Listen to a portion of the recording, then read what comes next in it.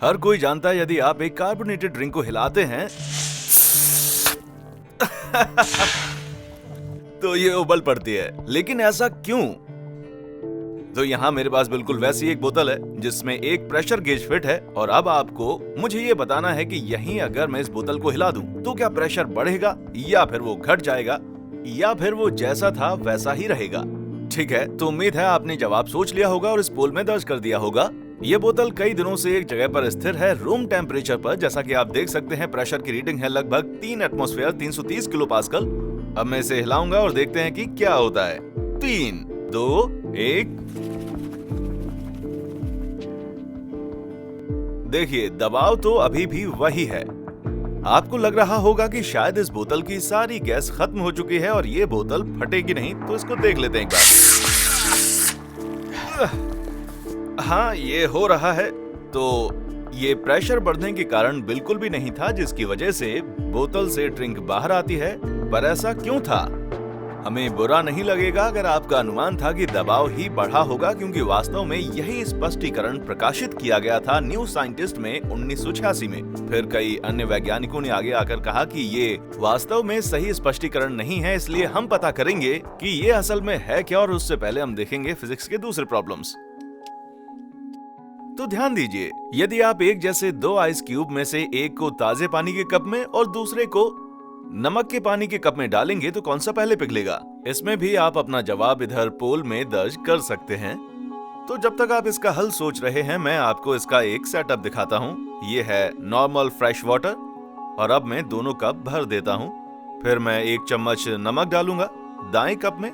यदि आपको केमिस्ट्री का थोड़ा बहुत भी ज्ञान है तो आपको पता होगा कि सोडियम क्लोराइड डालने से पानी उसकी ऊर्जा खींच लेता है, इसलिए इस सॉल्यूशन का तापमान गिर जाता है। बस थोड़ा सा ही तापमान गिरता है और मेरे पास इसे चेक करने के लिए एक थर्मामीटर है और मैं इस घोल को थोड़ी देर ऐसे ही छोड़ देता हूँ ताकि इसका तापमान फिर से सामान्य हो जाए। ठीक है, तो अपना जवाब सोच लिया आपने? चलिए अब इन आइस क्यूब्स को डालते हैं। 1, 2, 3 और हो गया शुरू। बर्फ को पिघलते हुए देखना बहुत ही मजेदार चीज है ना? हालांकि अभी बस 1 ही मिनट हुआ है, लेकिन मैं कह सकता हूं कि सादे पानी वाला क्यूब तेजी से पिघल रहा है और खारे पानी वाला उससे धीरे। तो क्या कारण हो सकता है कि हम सड़कों पर नमक छिड़कते हैं ताकि बर्फ जल्दी पिघल जाए? तो फिर ये आइस क्यूब सादे पानी वाले क्यूब में इतना तेज क्यों नहीं पिघल रहा? यही बातें आज मैं आपको यहाँ पर समझाने वाला हूँ। पर उससे पहले मैं आपको समझाने वाला हूँ फिजिक्स की तीसरी पहेली। ठीक है, तो मेरे पास है एक धातु का छल्ला और एक बंद लूप बनाई हुई चेन, और ये सब मैं एक बार में ही करने वाला हूँ। और आपको बता दूं कि मैं कोई हाथ की सफाई नहीं दिखा रहा हूँ। तो दरअसल मैं इस चेन को ऐसे लटकाऊंगा और छल्ले को उसमें से पिरोकर ऐसे छोड़ दूंगा, और जैसा कि आपने सोचा था बिल्कुल वैसा ही हुआ। छल्ला सीधे चेन से होता हुआ गिर जाता है। जाहिर है कि इसके अलावा कुछ और होना संभव नहीं है, क्योंकि ये चेन के एक बंद लूप में है और छल्ला भी बंद है। लेकिन आप थोड़ा जोर देकर सोचेंगे तो आप छल्ले को चेन में अटका सकते हैं। देखिए गौर से, ये कैसे हुआ है। मुझे लगता है कि हमें इसका एक स्लो मोशन फुटेज देखना पड़ेगा ये जानने के लिए कि ये आखिरकार कैसे हुआ।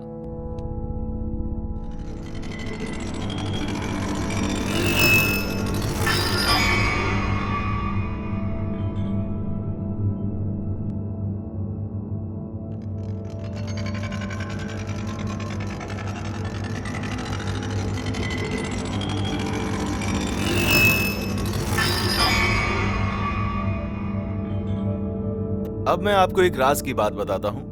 आप अगर छल्ले को चेन में फंसाना चाहते हैं तो पहले इसे एक साइड से छोड़िए, फिर दूसरी साइड से। तो मैं इसे पहले अपने अंगूठे से छोड़ता हूं और फिर ये मेरी उंगली से फिसल जाती है, और ऐसा करने से ये इसमें पकड़ जाती है। इसमें थोड़ा सा घुमाव आता है जिससे ये 90 डिग्री घूम जाती है और चेन से नीचे फिसलकर नीचे चली जाती है, कुछ इस तरह। और जैसे ये चलती है, ये टुकड़े साइड से ऊपर की तरफ आते हैं और निचले सिरे पर पहुंचते ही ये नीचे का टुकड़ा इस छल्ले के अंदर खिंच जाता है और बस आखिरी क्षण में ये इस पर लिपट जाता है और एक गांठ बन जाती है। हो गया ये लॉक।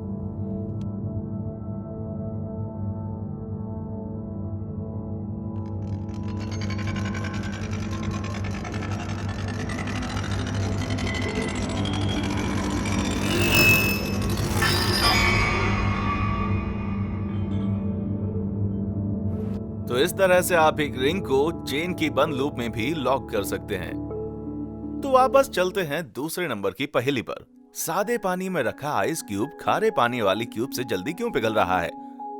मुझे लगता है कि हम इसे ठीक से तब देख पाएंगे जब मैं इस क्यूब के ठीक ऊपर थोड़ा फूड कलर डाल दूं।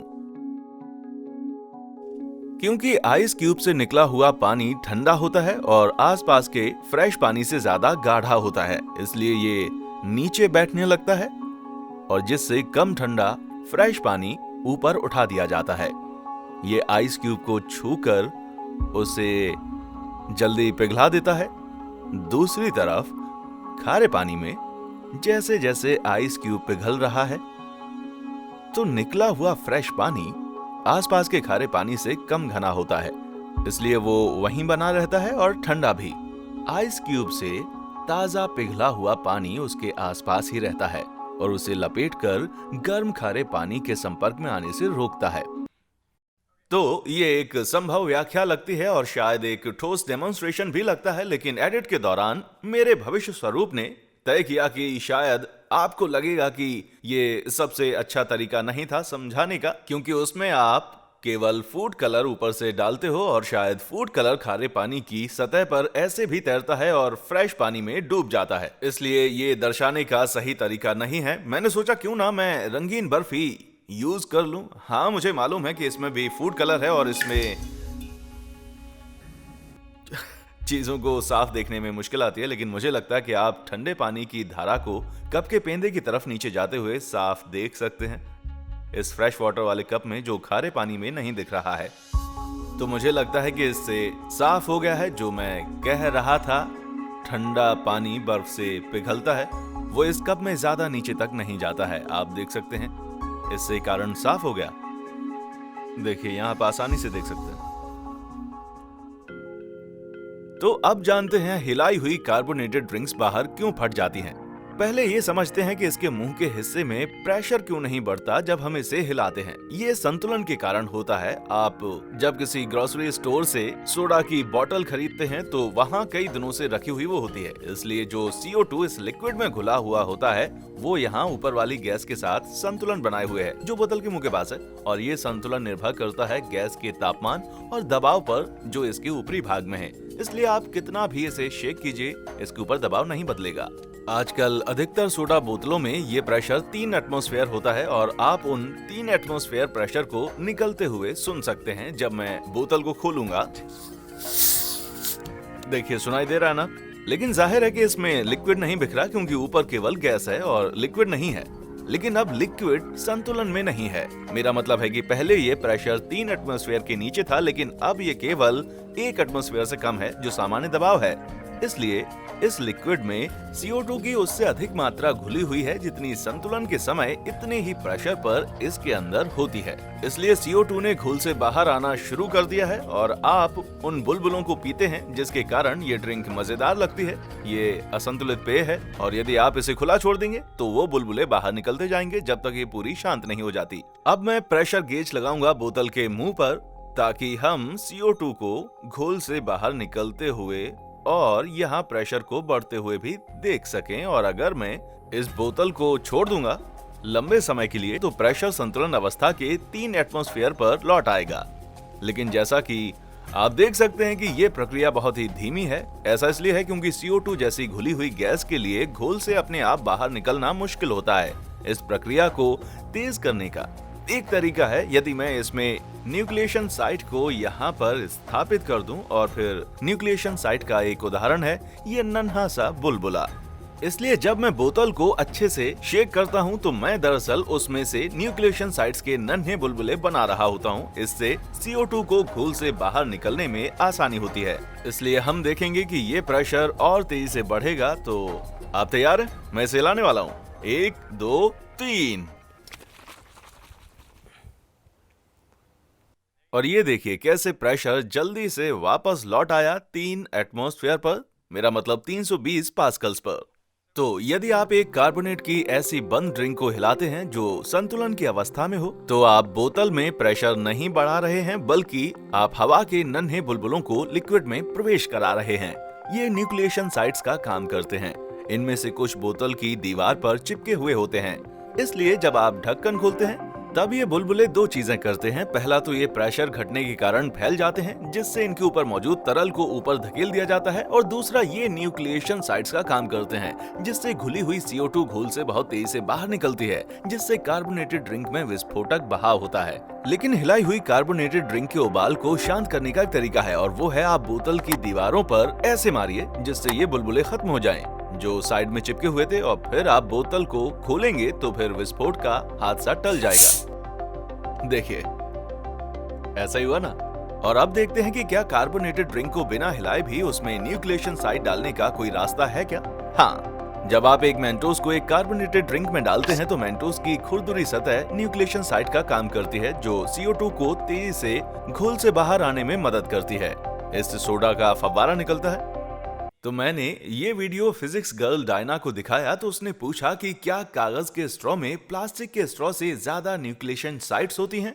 और सच कहूं तो मुझे भी किसी ऐसी रिसर्च के बारे में नहीं पता है, लेकिन कुछ दूसरे YouTube वीडियो हैं जिनमें दिखाया गया है कि पेपर स्ट्रॉ डालने से कैसे ड्रिंक बाहर उछलती है। और मेरा भी विश्लेषण कहता है कि पेपर स्ट्रॉ वाकई में प्लास्टिक स्ट्रॉ से ज्यादा बुलबुले बनाता है। इसलिए यदि आपको पेपर स्ट्रॉ से नफरत करने का एक और कारण चाहिए तो वो ये रहा, ये आपकी कार्बोनेटेड ड्रिंक को अधिक बुदबुदाने वाली बना देते हैं, और जैसे स्ट्रॉ में ऊपर चढ़ती है इसको पीना मुश्किल हो जाता है।